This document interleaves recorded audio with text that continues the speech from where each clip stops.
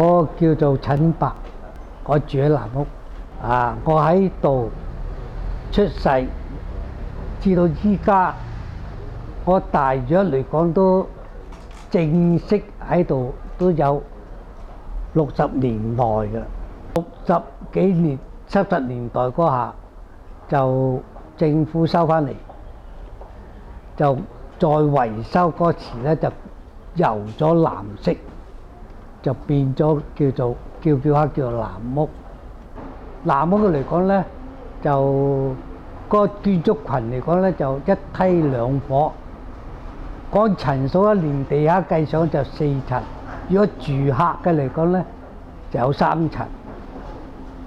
3層之中咧就每層有2個戶口，3層有6個戶口。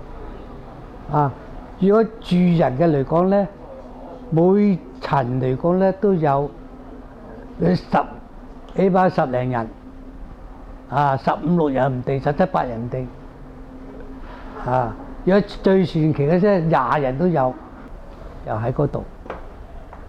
個特色咧就勝在佢有個好嘅露台，可以望到街，同啲朋友招下呼，傾下偈都得。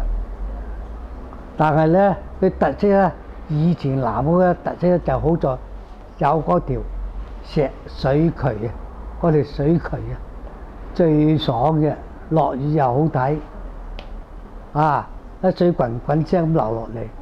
細佬個冇好天嘅時咧冇，又可以落得去玩水。佢嗰2座嘅樓宇咧係私人樓宇嚟嘅，佢因為近期呢個政府補貼佢呢2間嚟維修，借錢俾佢嚟維修嘅啫，所以佢油咗啲咁嘅色，就同呢個藍屋冇關係嘅。屋裏邊咧係除咗呢個水廁之外，其他水電、電話就近期就有嘅啫，以前都未有電話。以前嘅衞生咧就冇嘅，藍屋完全冇廁所。點樣解決咧？呢個馬桶位就喺呢度噶啦，放喺度噶啦，饅頭。呢度就舊底政府倒夜香咧，嗰個馬桶咧就放喺呢個位置嘅。佢啲倒夜香嗰啲咧就拎落去倒完咧洗翻乾淨就放翻呢個原位嚟噶啦。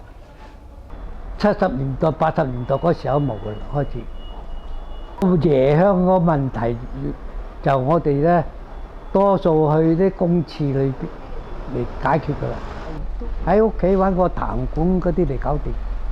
政府要提出要保育，我好贊成。但係贊成之中咧，我唔想佢太商業化咯。留翻嚟保育，我嚟